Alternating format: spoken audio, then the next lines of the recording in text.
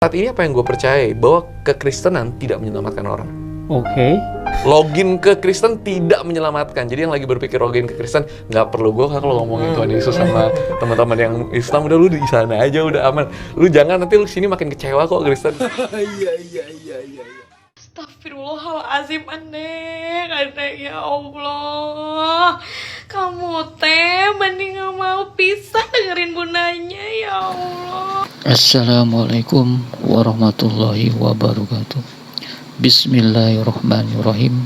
Ashhadu an la ilaha illallah wa ashhadu anna Muhammadar Rasulullah sallallahu alaihi wasallam.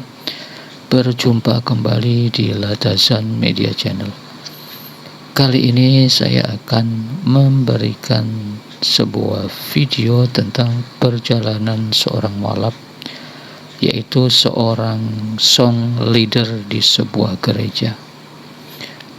Sebagai worship leader atau sebagai pianis terutama, kami harus ikut berdoa pengerja dan Injil.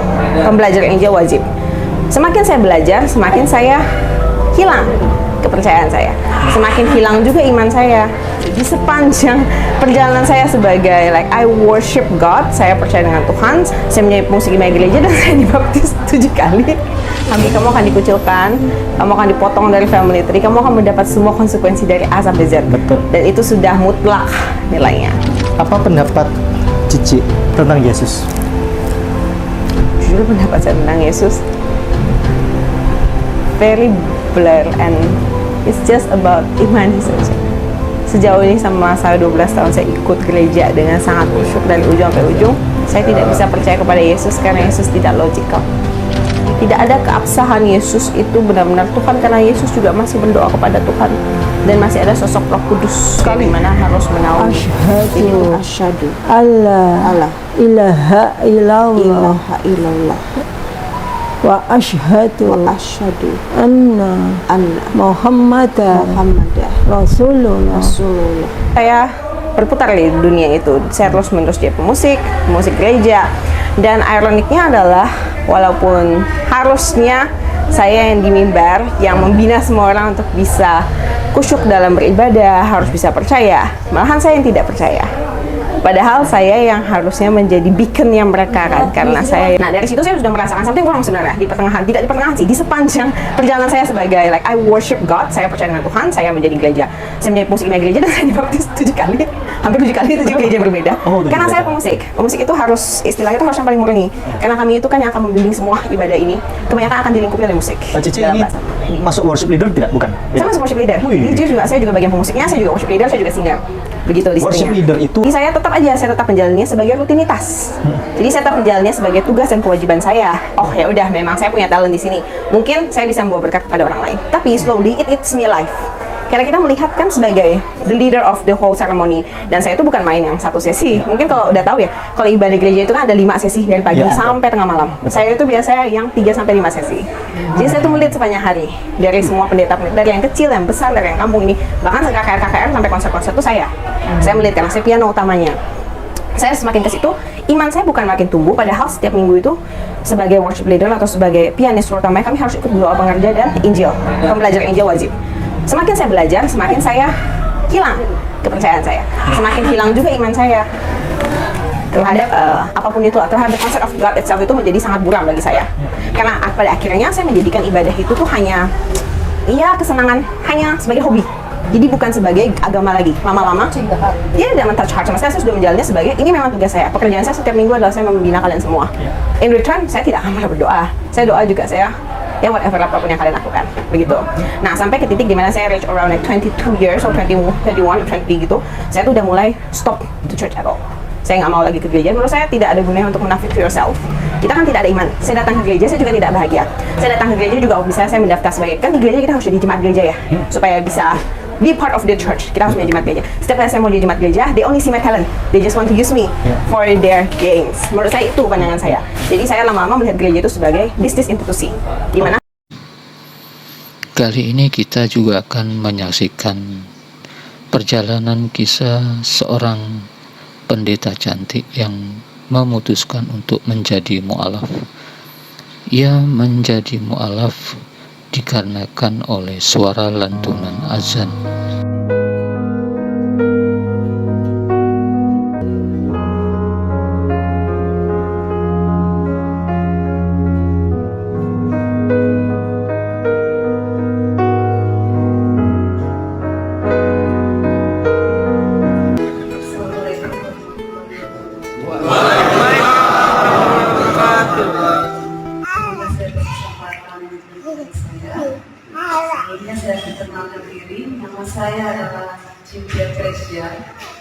Saya lahir di Ambon 31 Januari 1995.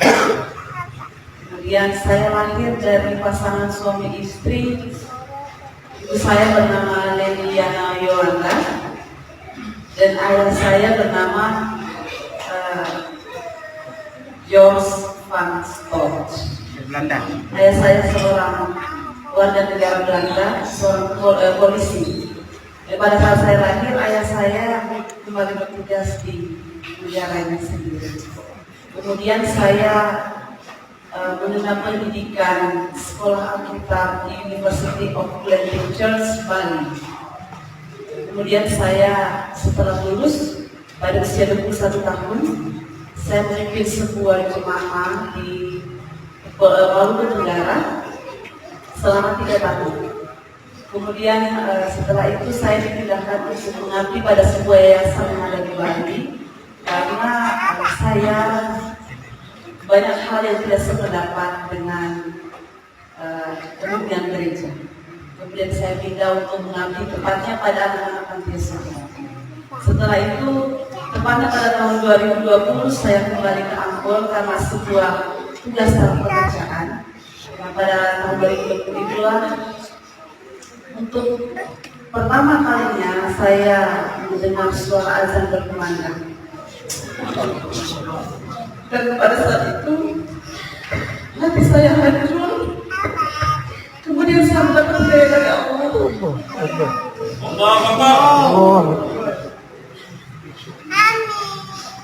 Dan itu berlangsung kepada saya selama beberapa tahun. Kemudian saya memutuskan untuk saya mengundurkan diri dari pimpinan gereja. Saya pindah dan tempat tinggal saya ada di depan gereja, di depan Masjid Al-Fatah. Saya tinggal di situ selama beberapa bulan. Dalam tugas pekerjaan saya adalah pendeta aktif. Dan pada saat itulah saya minta sama Allah, karena saya tidak punya siapapun yang dapat menolong saya.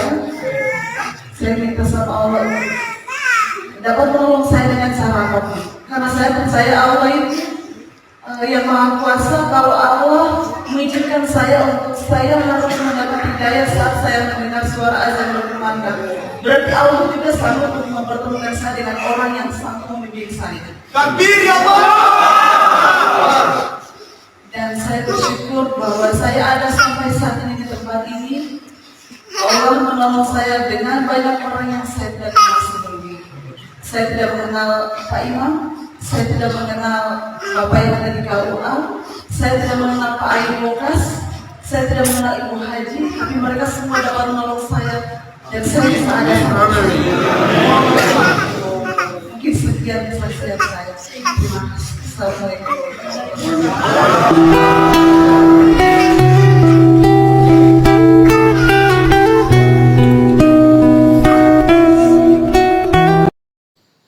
Berikut juga ada sebuah kisah tentang mualafnya seorang pendeta muda. Logika itu main sebenarnya. Jadi sebenarnya kita orang Kristen itu kalau mempelajari kitab itu pasti nyadar sebenarnya. Maksudnya gimana? Kan mereka semua kan mempelajari kitab. Oh, nggak semua. Hah? Kan kebanyakan kan cuma dengar dari mulut khotbah. Dan biasanya yang berkaitan dengan hukum kayak kalau di Islam seperti fikih atau kajian-kajian itu nggak dibuka di jamaah. Itu hanya berlaku untuk kalangan tertentu aja kayak ya pendeta doang. Yang dibuka ke jemaah itu ya tentang gimana akidah sosial gitu, tentang caranya yang penting berhubungan dengan sosial gitu kan. Dan sedangkan untuk pengkajian kitab itu nggak dibuka ke jemaah. Ya. Nah, sedangkan kalau ada orang yang mau belajar sendiri, jangankan dia pakai metode pengajian mendalam deh, baca aja, sadar kok sebenarnya. Oh gitu. Sadar. Hanya saja ego. Oke. Gengsi, ego itu ada.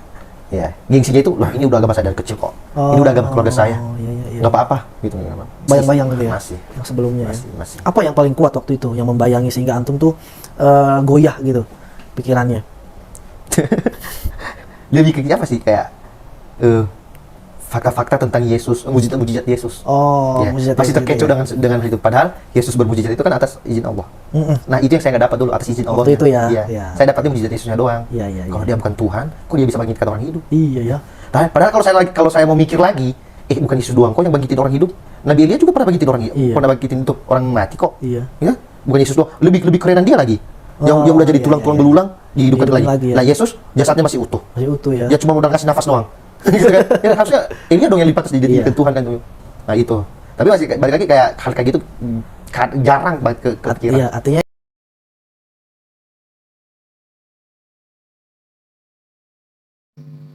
Kali ini juga kita akan saksikan kisah seorang mualaf yang juga menjadi seorang song leader di gerejanya. Ia sudah dari sejak kecil menjadi Kristen dan juga dari keluarga Kristen. Ketika mulai beranjak dewasa, ia sudah mulai goyah keyakinan Kristennya. Dikarenakan di dalam Bibelnya banyak terjadi kontradiksi di dalam kitab sucinya. Dan juga ia meragukan tentang ketuhanan manusia Yesus Memang yang saya itu kan menjadi dari dulu penebus kalau soal dosa-dosa agama, manusia. terutama soal Alkitab, itu seneng lah kayak mempelajari, ngebaca, ada selalu saat teduh tuh selalu ada saat teduh tiap pagi gitu. Ya kan ada istilahnya tuh 4M, menyelidiki, ya kan, gitu kan, membaca, ya kan, menyelidiki, meneliti, melakukan gitu kan, yang kayak gitu kalau dulu ya waktu pada saat itu. Sebenarnya memang dari dulu waktu masih kecil ya ada pertanyaan-pertanyaan karena di dalam Alkitab itu ada hal-hal yang menurut aku tuh kayak ada kontradiktif, cuman karena iman itu sudah lahir dari lahir gitu ya, maksudnya sudah ngomong, lah kan dia Tuhan, Terus? dia maha pengampun, dia maha pengasih, yang ampunin tinggal ngampunin aja. Mulai tuh di situ mulai terusik saya. Kenapa harus repot-repot jadi manusia gitu ya? Iya, maksudnya itu karena sekarang gini, kalau Yesus mati buat seluruh manusia, lah perjanjian lama gimana? Umatnya Nabi Musa siapa gitu yang? Iya kan Ya. dia. Terus intinya kalau di yang dulu kan berarti intinya sudah diampuni, ya udah diampuni, makanya Musa, Abraham, Ishak, Yakub yang kita percaya, Nabi Elia, ya kan, yang Nabi Elia bahkan diangkat, dia belum ketemu Yesus, Iya. ya kan, Sudah diampunin ya? sudah diampuni. Lah kenapa harus ada Yesus? Berarti kalau gitu kan, kalau memang keturunan Adam dan Hawa ini bawa dosa waris, berarti kan orang-orang sebelum Yesus pun udah bawa dosa waris kan? Iya, harusnya dihukum juga kan? Iya, itu siapa yang ngampunin gitu kan? Ya, itu yang pertama mulai semakin aku mulai penasaran juga kan. Awal-awal aku yang seperti saya bilang, udahlah enggak gitu. Nah, pas mulai terakhir ke arah yang ke sini-sini lagi, ya dia tinggal ngampunin doang. Maha pengampun, ya suka-suka dia lah, dia kan Tuhan ibaratnya. Tuhan bisa melakukan apa aja gitu. Jadi semakin ke situ kan saya mikir juga gitu loh. Intinya kalau memang seandainya Allah mau mengampuni, ya mengampuni aja. Kan maha pengampun. Maha harusnya. pengampun gitu. Maha adil, ya dia tetap adil. Karena ternyata di Muslim, lu punya dosa, lu akan tetap akan dihisap kan nantinya gitu. Yang itu yang orang Kristen nggak tahu. Karena mereka nggak mau mempelajari. Kalau istilahnya pada saat saya ngomong itu, pada saat kita mau mempelajari sesuatu, kosongin dulu gelasnya. Ada tuh istilah teman saya yang ngomong kayak gitu kan. Gitu ya. Ya, jadi kalau pengen tahu, kosongin dulu gelasnya. Itu ngumpet mulu mukanya. Kosongin dulu gelasnya Terus, gitu terus? kan. Karena kalau ada isi susah pasti. Ya kan, kecampur-campur. Jadi akhirnya di situ saya mulai mencari tahu, saya mulai gelisah. Nah, disinilah titik mulai journey-nya. Waktu itu kan ngebahas agama samawi. Di situ mulai saya merasakan dari yang logik tadi menuju kolbu.